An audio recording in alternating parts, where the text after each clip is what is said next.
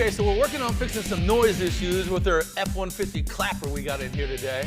And while we're in problem-solving mode, we're gonna go ahead and swap out some brakes on this old truck as well.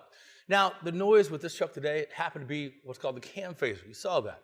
But for a lot of you, probably the most common noise you're gonna hear is the screeching and squealing every time you hit the brakes. Now, don't ignore that sound either. That's your car telling you, like, hey man, it's time to replace the brake pads. Those screeching sounds are caused by metal on metal contact. And as your pads wear thin, the brake pad backing plate actually rubs against the rotor. That's causing that squealing noise of metal to metal contact. Now, this not only means that your other brake components are suffering because you got bad brake pads, it also means a huge reduction in stopping power.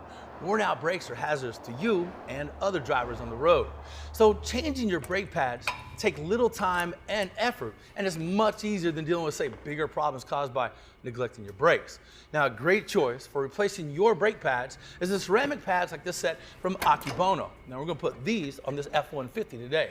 Akebono is counted on by all kinds of manufacturers to solve all your OE braking issues. And they actually originated this ceramic friction technology, which delivers maximum stopping power.